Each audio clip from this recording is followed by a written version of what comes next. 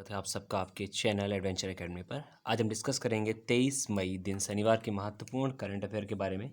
तो एक ही प्रश्न को समझना हमारे लिए इंपॉर्टेंट हो, तो एक एक प्रश्न को समझते भी हैं। तो पहला प्रश्न हमारा है, पश्चिमी घाट को पारिस्थितिकी रूप से संवेदनशील क्षेत्र घोषित किया गया।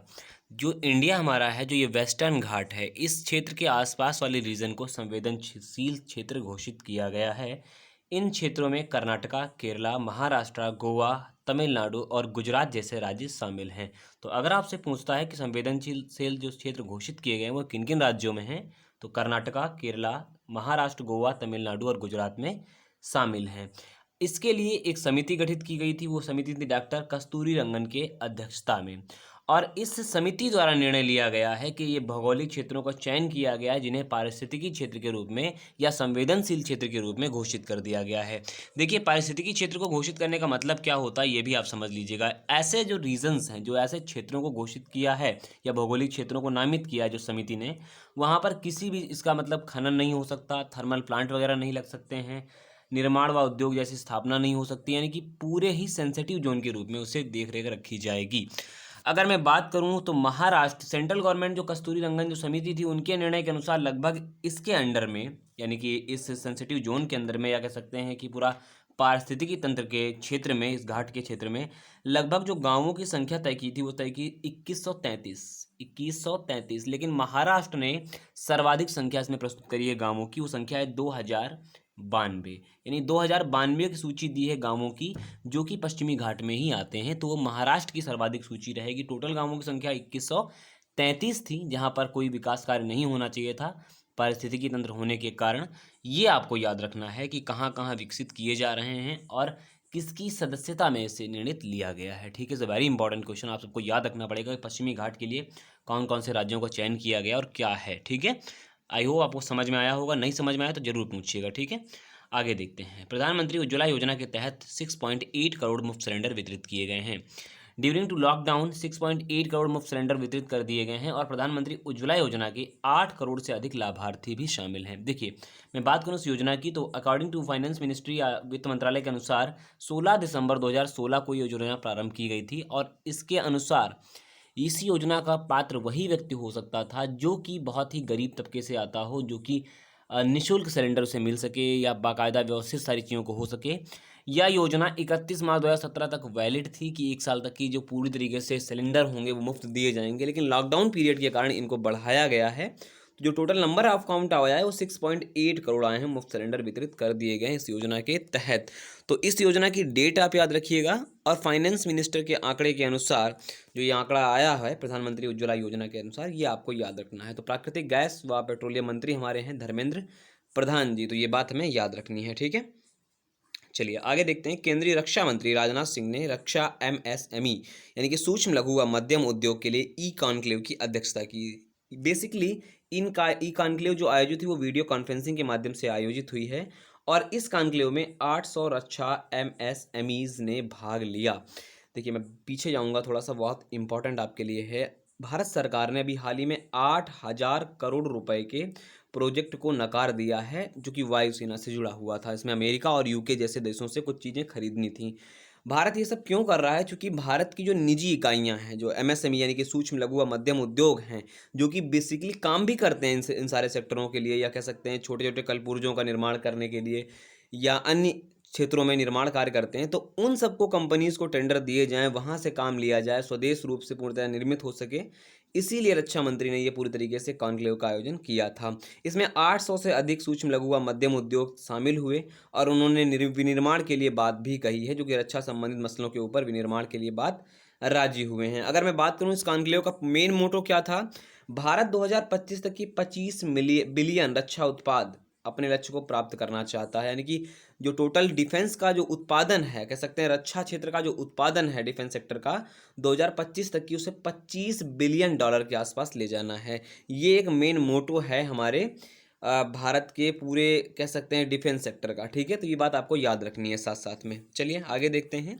भारत व बांग्लादेश ने बांग्लादेश में अंतर्देशीय जल परागमन और व्यापार प्रोटोकॉल के दूसरे परिशिष्ट पर हस्ताक्षर कर दिए हैं।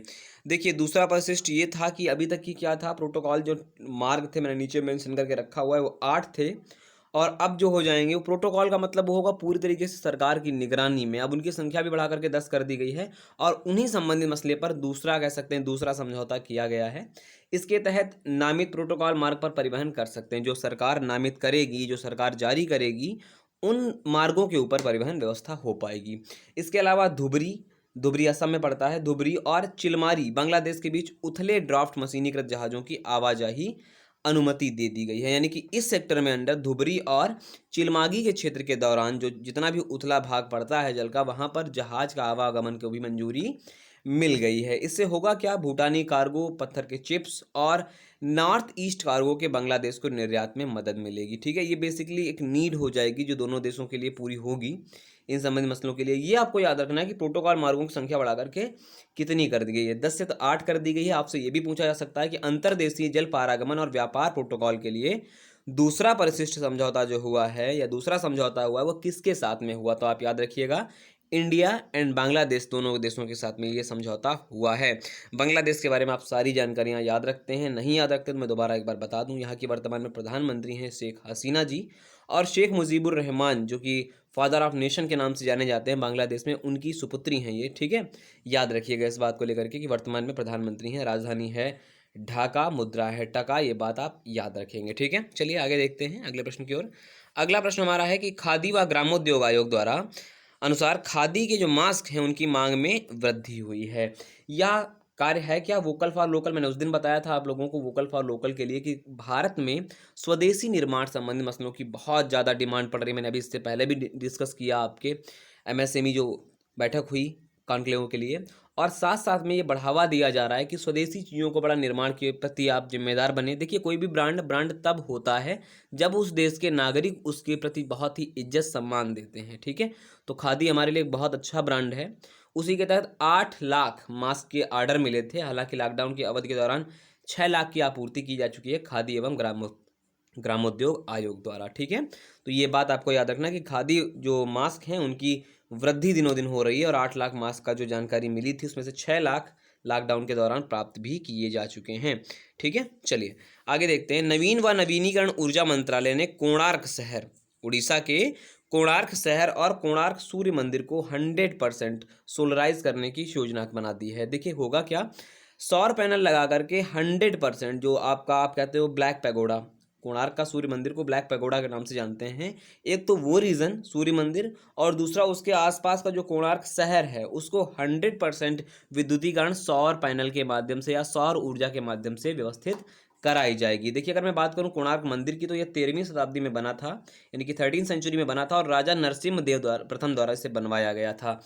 मंदिर को रथ के आकार में डिज़ाइन किया गया था और इसे बहुत ही अमूल्य धरोहर के रूप में यूनेस्को ने 1984 में विश्व धरोहर के रूप में इसे शामिल भी कर लिया था। ये राज्य आपसे अगर पूछता है कि आप उड़ीसा बताइएगा। ठीक है, जिसे 100% लक्ष्य मिला है कि सोलराइज करने के लिए प्रोजेक्ट शुरू किया है। अंतर्राष्ट्रीय जैव विविधता दिवस मनाया गया है। कब मनाया गया है, तो 22 मई को मनाया गया है। 22 मई को अंतर्राष्ट्रीय जैव विविधता दिवस मनाया गया है। कल मैंने आपको बताया था अंतर्राष्ट्रीय चाय दिवस मनाया गया है 21 मई को। ठीक है, यूएन द्वारा 2000 में ये संकल्प पारित किया गया था 55/201 यानी ये मत हैं। ठीक है, के माध्यम से इस दिवस को मनाने की घोषणा कर दी थी, और इससे बाद 2010 में अंतर्राष्ट्रीय जैव विविधता के वर्ष के रूप में मनाया गया है। इसे पूरा वर्ष ही दे दिया यूनाइटेड नेशन ने, एक पूरा वर्ष के रूप में स्लॉट ले दिया कि 2010 को हम अंतर्राष्ट्रीय जैव विविधता दिवस के रूप में मनाएंगे। ठीक है, जैव विविधता या जैव जीवों की विविधता नाम का शब्द पहली बार 1968 में वन्यजीव वैज्ञानिक और संरक्षणवादी रेमंड एफ दसमान द्वारा प्रयोग में लाया गया। देखिए यहाँ से एक प्रश्न आपके लिए बहुत इंपॉर्टेंट निकल करके आता है और आगे वाले एग्जाम में बहुत पूछा भी जाता है ये सब, कि भारत में जैव विविधता किन क्षेत्र में सर्वाधिक पाई जाती है, पश्चिमी घाट, पूर्वी घाट, इस तरीके से प्रश्न पूछे जाते हैं। तो आप लोग अगर मे बी पॉसिबल आप मुझे बताइए कि भारत में सर्वाधिक जैव विविधता कहाँ पर पाई जाती है। ठीक है, चलिए बढ़ते हैं अगले प्रश्न से। और भारत सरकार ने मनरेगा श्रमिकों को 170 करोड़ रुपए जारी कर दिए हैं। तो 21 तारीख को एक फैसला लिया है भारत सरकार ने कि 21 मई के दिन मनरेगा श्रमिकों के लिए 170 करोड़ रुपए जारी किए गए हैं। 170 करोड़ रुपए जारी कैसे किए गए हैं, क्या दे दिए गए खातों में? जी नहीं। मनरेगा के तहत यानी कि महात्मा गांधी ग्रामीण रोजगार गारंटी अधिनियम के तहत 14,000 से अधिक विकास परियोजनाएं चालू की जाएंगी, और इनमें से जो मेन प्रोग्राम अगर मैं बात करूं तो लगभग 83 कह सकते हैं परियोजनाएं, प्रोजेक्ट ऐसे होंगे जो कि प्रधानमंत्री आवास योजना से जुड़े हुए होंगे, और 1670 यानी कि 1670 प्रोजेक्ट ऐसे होंगे जो जल संरक्षण के ऊपर बेस्ड होंगे, क्योंकि जल संरक्षण हमारे देश का एक मेन विषय भी है। ठीक है, तो इसके ऊपर लगभग 14,000 से अधिक विकास परियोजनाएं जारी की जाएंगी, तब जाकर के 170 करोड़ रुपए मनरेगा के फंड में जारी किए जाएंगे। भारत सरकार ने भी लॉकडाउन के बाद ही 182 रुपए से बढ़ा करके 202 रुपए इसकी प्रतिदिन दैनिक मजदूरी भी कर दी है। Mahatma Gandhi employment guarantee act के यानी कि जो योजना है आपकी, इसके तहत इसकी शुरुआत हुई थी 2005 में, जो रोजगार अधिनियम आया उसके बाद से ही 2006 से इसे शुरू किया गया था मनरेगा को। तो ये बात भी आप याद रखेंगे। ठीक है, अगला प्रश्न मैंने आपके लिए कुछ प्रश्न बना करके रखे हैं, आई होप आप इन प्रश्नों का उत्तर देंगे। मैंने आप जो प्रीवियस में करंट अफेयर के क्वेश्चन मैंने पूछ रखे हैं उन्हीं से मैंने निकाल करके डाले हैं ये। तो पहला प्रश्न है, विश्व स्वास्थ्य सभा के नए अध्यक्ष के रूप में किसे चुना गया है? बड़ा चर्चा में रहा है, तो आप सब याद रखिएगा। WHO की जो संस्था है, निर्णय लेने की इकाई है विश्व स्वास्थ्य सभा, इसी के नए अध्यक्ष के रूप में किसे चुना गया है, पहला प्रश्न है। दूसरा है, सुपर अर्थ की खोज किस देश के वैज्ञानिकों ने की है? मैं बता दूं, सुपर अर्थ वही विषय है जो पृथ्वी के जैसा ही चक्रण करने के कार्यकाल रखता है। हालांकि परिक्रमण काल थोड़ा सा ज़्यादा है, लेकिन पृथ्वी से मिलती जुलती संरचना है और बर्फ से ढका हुआ पूरा का पूरा एक ग्रह है। ठीक है, तीसरा प्रश्न है, अंतर्राष्ट्रीय चाय दिवस किस दिन मनाया गया, ये बताइएगा। और राजा राममोहन राय ने ब्रह्म समाज की स्थापना किस वर्ष की? मैंने प्रश्न इसलिए पूछ रहा हूँ क्योंकि 22 मई यानी कि आज ही के दिन इनकी जयंती मनाई जाती है। याद रखने वाली बात ये है। तो राजा राममोहन राय ने ब्रह्म समाज की स्थापना किस वर्ष करी? चरण पादुका अभियान किस राज्य ने प्रारंभ किया? ये आप इंपॉर्टेंट है, आप लोग बताइएगा। नाबार्ड की स्थापना किस वर्ष हुई? और आप मुझे हेडक्वार्टर भी मेंशन करके बताइएगा। तो ये थी आज की करंट अफेयर इंपॉर्टेंट। अगर आपको कोई दिक्कत होती करंट अफेयर में तो आप निश्चित रूप से कमेंट बॉक्स में आप पूछ लीजिएगा, मैं आपको उत्तर दूंगा। वीडियो अगर अच्छा लगता है तो लाइक करें, शेयर करें, कमेंट करें और चैनल